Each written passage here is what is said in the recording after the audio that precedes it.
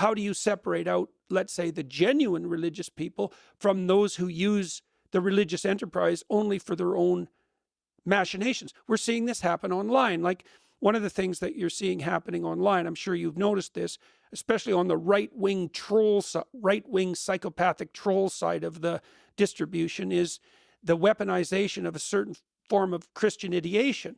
And that's often marked, at least online, by the presence of, what would you say, cliches like Christ is king, which has a certain religious meaning, but a completely different meaning in this sphere of emerging right-wing pathology. Right-wing. The political dimension isn't the right dimension of analysis, but it's definitely the case that the best possible ideas can be used for the worst possible purposes. Hello world, I'm Cy. And if you're super curious but don't always have the time to watch your favourite podcasts, you found the right place. This is the Lex Fridman podcast number 448, featuring Jordan Peterson. In less time than it takes to wash your hands, let's jump in. In this episode, Lex and Peterson discuss deep and meaningful topics like Nietzsche's philosophy, the explosion of Peterson Academy, and how to find meaning in life. So let's kick things off with Nietzsche, the German philosopher who's like the dark horse in philosophy. Peterson dives into how Nietzsche's ideas about the 𝗏𝗏𝗹𝗶 and the will to power have influenced not just intellectual thought, but also the political landscape. Especially with figures like Hitler, Peterson says Nietzsche was grappling with the problem of nihilism, the death of God, and what to do in the aftermath. They talk about how Nietzsche's disdain for the herd mentality can be both liberating and dangerous.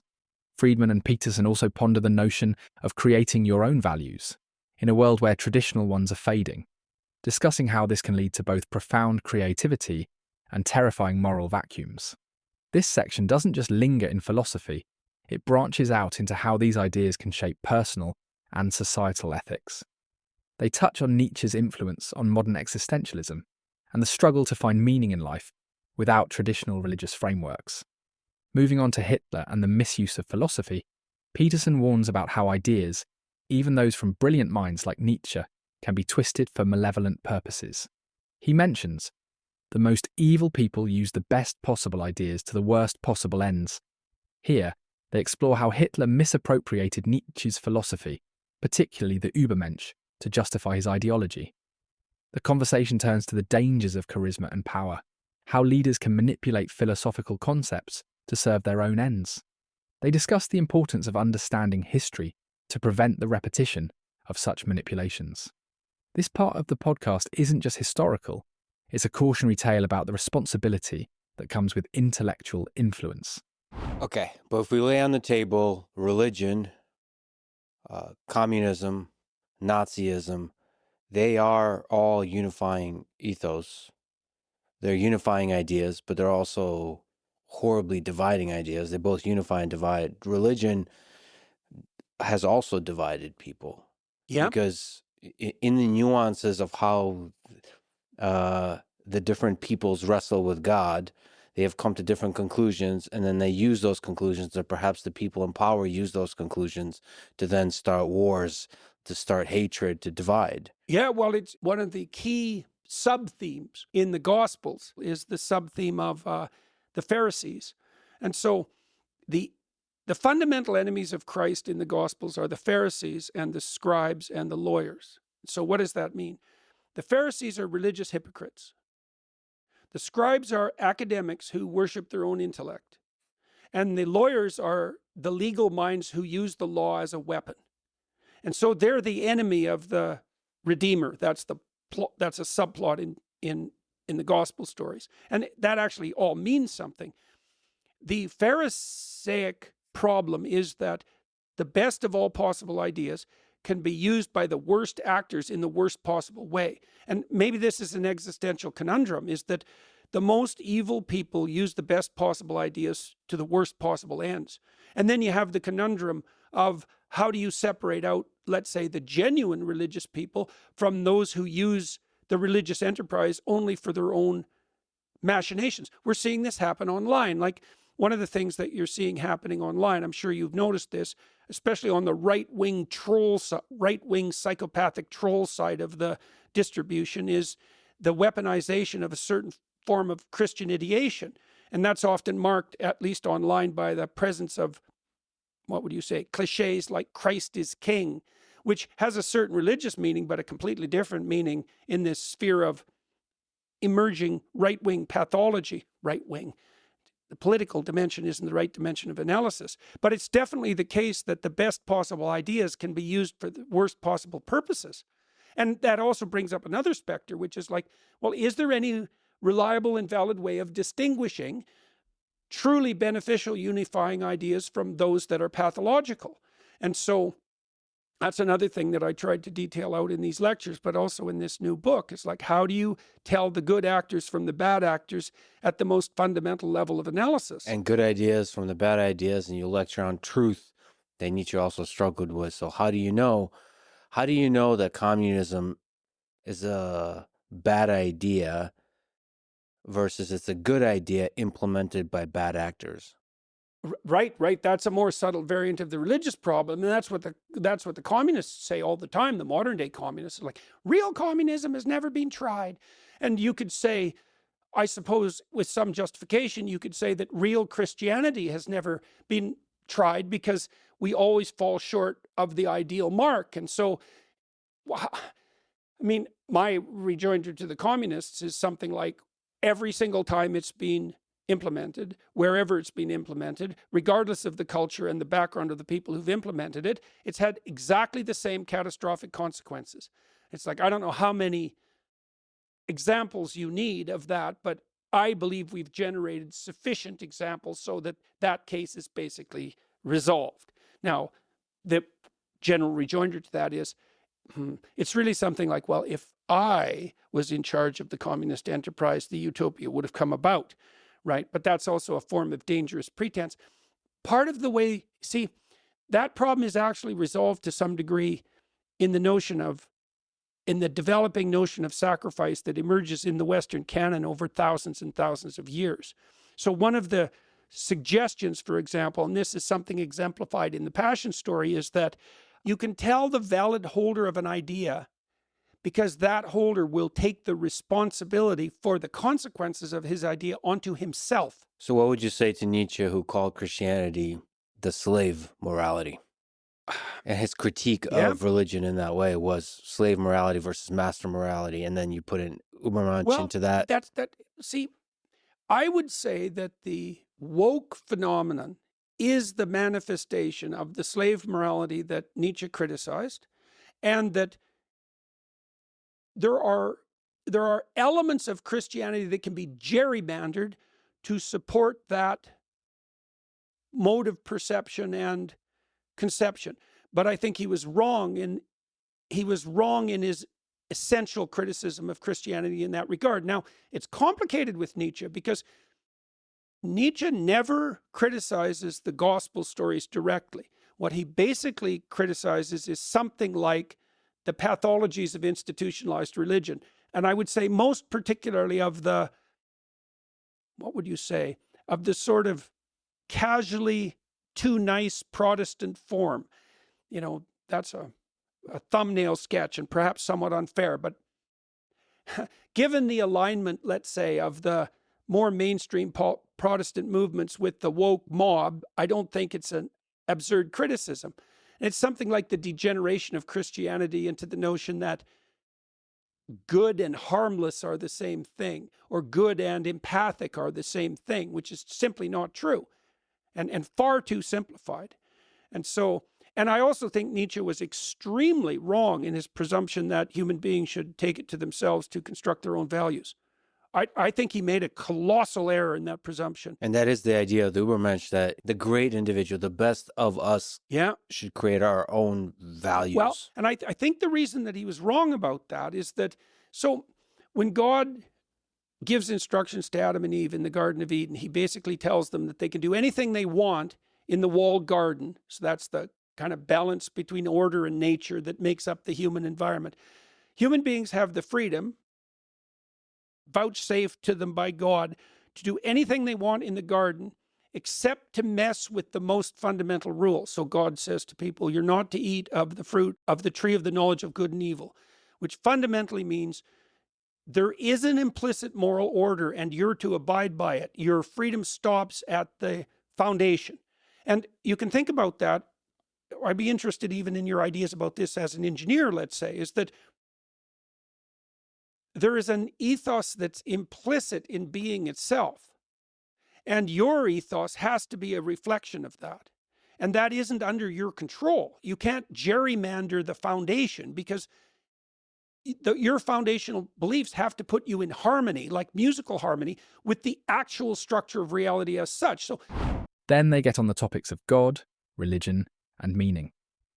Peterson shares his views on the psychological and societal roles of religion, stating, "Christ is an archetype of being that is predicated on the decision to offer everything up to the highest value." They debate the necessity of faith in a secular world, discussing how the absence of a higher power can lead to despair, or conversely, to profound personal growth. The conversation explores how religious narratives provide structure to life's chaos, offering stories like the hero's journey as a map for personal development. And that's why, for example, you see one way of conceptualizing Christ in the gospel story is as the ultimate sacrifice to God.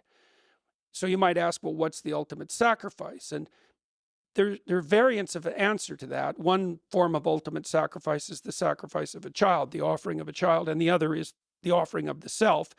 And the story of Christ brings both of those together, because he's the Son of God that's offered to God. And so it's an archetypal resolution of that tension between ultimate sacrifice. Ultimate because once you're a parent, most parents would rather sacrifice themselves than their children, right? So you have something that becomes of even more value than yourself. But the sacrifice of self is also a very high order level of sacrifice. Christ is an archetype of the pattern of being that's predicated on the decision to offer everything up to the highest value, right? That pattern of self-sacrifice. And I think part of the reason that's valid is because the person who undertakes to do that pays the price themselves. It's not externalized. They're not trying to change anyone else, except maybe by example. It's your problem. And that, like Solzhenitsyn pointed that out too, when he was struggling with the idea of good versus evil. And you see this in more sophisticated literature. You know, in really unsophisticated literature or drama, there's a good guy and the bad guy. And the good guy's all good, and the bad guy's all bad. And in more sophisticated literature, the good and bad are abstracted. You can think of them as spirits. And then those spirits possess all the characters in the complex drama to a greater or lesser degree. And that battle is fought out both socially and internally. In the high order religious conceptualizations in the West, if they culminate, let's say, in the Christian story, the notion is that battle between good and evil is fundamentally played out as an internal drama. Yeah, so for a religious ethos, the battle between good and evil is fought within each individual human heart. Right. It's your moral duty to constrain evil within yourself. And well, there's more to it than that, because there's also the insistence that if you do that, that makes you the most effective possible, like, warrior, let's say, against evil itself in the social world. That you start with the battle that occurs within you, in the soul, let's say. The soul becomes the battleground between the forces of good and evil. The idea that there's an idea there too, which is if that battle is undertaken successfully, then it doesn't have to be played out in the social world as actual conflict, right? You can rectify the conflict internally without it having to be played out as fate, as Jung put it. Peterson and Fridman examine how even those who don't believe in a deity might find utility in the moral and existential frameworks provided by religion. On the topic of psychopathy and the human condition, they dissect what it means to be psychopathic, looking at how this trait manifests in both everyday life and at the extremes of human behaviour. Peterson explains, the soul is the battleground between the forces of good and evil. It is your moral duty to constrain evil within yourself. They consider whether psychopathy is nature or nurture, discussing societal structures that might mitigate or exacerbate this condition. The dialogue includes insights into how societies can manage or perhaps even harness the traits of psychopathy for positive ends, like in leadership or crisis situations. This isn't just about diagnosing, it's about understanding the human psyche and how we can all fight our darker impulses. Then, when suffering and human resilience is brought up, Peterson takes a look at how pain can be a teacher rather than just a tormentor. Peterson reflects, if this battle is undertaken successfully, then it does not have to be played out in the social world as an actual conflict. They discuss how suffering can be a catalyst for growth, resilience, and even gratitude, exploring Peterson's personal experiences with illness and how these have shaped his worldview.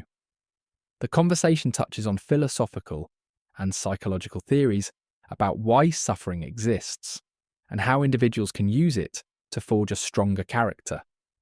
It's a poignant look at the human capacity for endurance and transformation. The hero myth and personal development brings Peterson and Fridman to engage with the Jungian archetype of the hero, which Peterson describes as the person who undertakes this decision pays the price themselves. They explore how this myth can be a blueprint for personal life, discussing how one can embody this archetype. You know, like if you really love someone, you're not going to put up with their stupidity. Don't do that. You know, one of the rules I had with my little kids was, don't do anything that makes you look like an idiot in public. Why? Because I don't want you disgracing yourself. Why not? Because I like you. I think you're great. And you're not going to act like a bloody fool in public so that people get the wrong idea about you. No. What about inside a relationship? How a successful relationship is how much challenge, how much peace? Is a successful relationship one that is easy or one that is challenging? I would say to some degree that depends on your temperament. My wife is quite a provocative person. And there are times when I suppose, do I wish that, there are times when I casually wish that she was easier to get along with. But as soon as I think about it, I don't think that. Yeah. Because I've always liked her. We were friends ever since we were little kids. And she plays rough. And I like that, as it turns out. Now, that doesn't mean it isn't a pain from time to time. But, you know, and that is going to be a temperamental issue to some degree. And an issue of negotiation. Like, she plays rough, but fair. And the fair part has been establishing that's been part of our ongoing negotiation.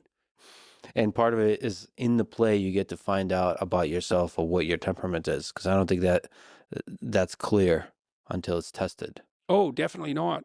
Definitely not. You find out all sorts of things about yourself in a relationship. That's for sure. Well, and partly the reason that there is provocativeness, especially from women in relationship to men, is they want to test them out. It's like, can you hold your temper when someone's bothering you? Well, why would a woman want to know that? Well, maybe she doesn't want you to snap and hurt her kids. And so how's she going to find that out? Ask you? Well, you're going to say, well, I'd never do that. It's like, never, eh? Let's find out if it's never. So we don't know how people test each other out in relationships, or why exactly, but it's intense and necessary. What's in general should a man's relationship with temper be? You should have one, and you should be able to regulate it. Like, that's part of that attractiveness of the monstrous that characterizes women's fantasies. Right? Because, and Nietzsche pointed this out too. Go back to Nietzsche, you know. Yeah. Nietzsche, one of Nietzsche's claims was that most of what passes for morality is nothing but cowardice. You know, yeah. I'd never cheat on my wife. It's like, is there anybody asking you to? That you actually find attractive? Or are there dozens of people asking you to that you find attractive? It's like, well, I would never cheat. It's like, no, you just don't have the opportunity. Now, I'm not saying that everyone's in that position, you know, that they would cheat even if they had the opportunity, because that's not true. And it's the same with regards to, oh, I'm a peaceful man. It's like, no, you're not. You're just a weak coward. You wouldn't dare have a confrontation, physical or metaphysical. And you're passing it off as morality because you don't want to come to terms with the fact of your own weakness and cowardice. And part of that what I would say is twisted pseudo-Christian morality that Nietzsche was criticizing was exactly of that sort. And it tied into resentment and envy. And he tied that in explicitly. Said that failure in life masked by the morality that's nothing but weak cowardice turns to the resentment that undermines and destroys everything, and that does that purposefully. Yeah, I think he was criticizing if under the facade of niceness, there's an ocean of resentment. Yeah, that's for sure.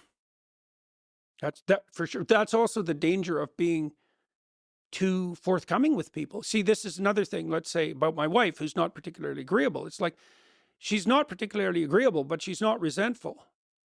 And that's because she doesn't give things away that she isn't willing to. And if you're agreeable and nice and you're conflict avoidant, you'll push yourself too far to please the other person. And then that makes you bitter and resentful. So that's not helpful. Do you think you'll be in trouble for saying this on a podcast later? No, we know each other pretty well. And like I said, it's a trait that I find admirable. It's provocative and challenging. And it seems to work. Well, we've been together 50 years, so.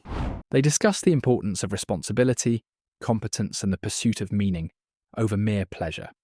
Peterson's advice isn't just about avoiding pitfalls, but about actively choosing a path that leads to personal growth and societal contribution. They talk about the importance of education, not just formal, but through life experiences, and how to navigate the complexities of modern life with wisdom from the past. Power and propaganda is what gets brought up next, with Peterson getting into how narratives shape reality. With Peterson stating, "The same catastrophic consequences have happened every time that communism has been tried." They analyse how power structures use propaganda to control and manipulate public opinion, discussing historical and current examples. This section is a critique of how media and political discourse can distort truth, urging listeners to think critically about the information they consume. In line with the topic of the nature of good and evil, they delve into moral philosophy, with Peterson remarking, "The battle between good and evil is fought within each human heart." They discuss how these forces play out in individual lives and broader society, considering how literature and religion have grappled with these themes. This conversation isn't just theoretical, it's a call to self-reflection on one's moral compass and actions. Lastly, they discuss the search for truth. This wraps up with Peterson's thoughts on truth as a fundamental human pursuit, saying, "I'm betting my life on it." They discuss the importance of truth in personal and collective life, how to discern it in an age of information overload, and the personal costs and benefits of living truthfully. Boy, this life, something else. We've been talking about some heavy, difficult topics, and you've talked about truth in your Nietzsche lectures and elsewhere. When you think, when you write, when you speak, how do you find what is true? You know, Hemingway said, all you have to do is write one true sentence. Yeah. How do you do that? Well, I would say first that you practice that. It's like that question is something, and Hemingway knew this, at least to some degree, and he certainly wrote about it, is that you have to orient your life upward as completely as you can, because otherwise you can't distinguish between truth and falsehood. It has to be a practice. Now, and for me, I started to become serious about that practice when I realized that it was individual, it was the immorality of the individual, the resentful, craven, deceitful immorality of the individual that led to the terrible atrocities that humans engage in that make us doubt even our own worth. I became completely convinced of that the fundamental root cause of evil, let's say, wasn't economic or sociological, that it was spiritual, just psychological. And that if that was the case, you had an existential responsibility to aim upward and to tell the truth. And that everything depends on that. And I became convinced of that. And so then, look, you set your path with your orientation. That's how your perceptions work. As soon as you have a goal, a pathway opens up to you and you can see it. And the world divides itself into obstacles and things that move you forward. And so the pathway that's in front of you depends on your aim. The things you perceive are concretizations of your aim. If your aim is untrue, then you won't be able to tell the difference between truth and falsehood. And you might say, well, how do you know your aim is true? It's like, well, you course correct continually and you can aim towards the ultimate. Are you ever sure that your aim is the right direction? You become increasingly accurate in your apprehension. Is it like part of the process to cross the line, to go outside the Overton window, to dip a toe outside the Overton window for a bit? Of course, that's what you do in Part and Play. I was at the Comedy Mothership, and every single comedian was like completely reprehensible. All they were doing was saying things that you can't say. Yeah. Well, but it was in play. What I'm trying to do in my lectures is I'm on the edge. Like, I have a question I'm trying to address, and I'm trying to figure it out. I don't know where the conversation is going. Truly, like, it's an exploration. And I think the reason that the audiences respond is because they can feel that. It's a high wire act, you know, and I could fail. And, you know, my lectures have degrees of success. Sometimes I get real fortunate and there's a perfect narrative arc. I have a question, I'm investigating it. It comes to a punchline conclusion just at the right time. And it's like the whole act is complete. And sometimes it's more fragmented, but I can tell when the audience is engaged because everyone's silent. You know, except maybe when they're laughing. But there's a kind of sense that you're arguing with yourself when you're lecturing. And it's beautiful. It's really beautiful and powerful to watch. Like Nietzsche does the same. There's contradictions in what you're saying. There's a struggle with what you're saying. But I do think that when you're doing the same on the internet, you get punished for the deviations. You get punished for the exploration, especially when that explores outside the Overton window. Look, if you're going to play hard in a conversation to explore, you're going to say things that are edgy, right? That are going to cause trouble and that might be wrong. And that's another reason why free speech protection is so important. You actually have to protect the right, let's say in the optimal circumstance, you have to protect the right of well-meaning people to be wrong. Yeah. Now, you probably have to go beyond that to truly protect it. You have to even protect the right of people who aren't meaning well to be wrong, you know, and we also need that because we're not always well-meaning. But I don't, you know, the alternative to that protection would be the insistence that people only say what was 100% right all the time. I guess this is a call to our fellow humans not to reduce a person to a particular statement, which is what the internet tends to want to do. Especially if it's the worst thing they ever said. Yeah. Yeah, because God, well, anyone judged by that standard is doomed unless they're silent. But it also just makes you not want to play. Yeah, right. Not want to take sort of radical thought experiments and carry out to a natural conclusion. Yeah, well, that's kind of the definition of a totalitarian state. Yes. No one's playing in a totalitarian state ever. But in this case, it's an emergent one. Yeah. With psychopaths roaming the landscape. Yeah. Well, the barbarians. That might be the general pattern of totalitarianism.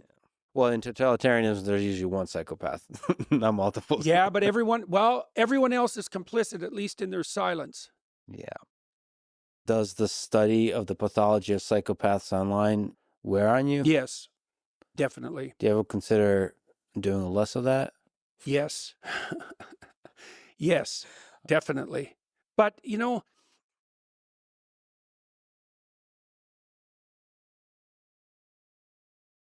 probably I experienced most of that on X. But that's also where I find most of my guests. That's also where I get a sense of the zeitgeist, which is necessary. For example, if you're going to be a podcast host, it's necessary for me to make my lectures on point and up to date, to get a sampling of the current moment. You have to be of the moment in many ways to function at a high level. Is there a price? There's a price to be paid for that because you're exposed to everything in a sense. And you can also oversample the darkness. Yeah. Yeah, definitely. And it can make you more and more cynical. Yeah, well, it's a danger, right? Yeah. Well, luckily for me, you know, I have many things that counterbalance that: the familial relationships we talked about, the friendships, and then also all of the public things I do are positive. The lecture tours, for example, which I'm on a lot, they're basically 100% positive.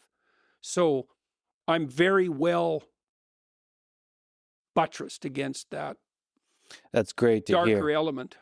As a fan in the arena watching the gladiators fight, your mind is too important to be lost to the cynical, to the battles with the abyss. Well, you have a moral obligation too to maintain a positive orientation.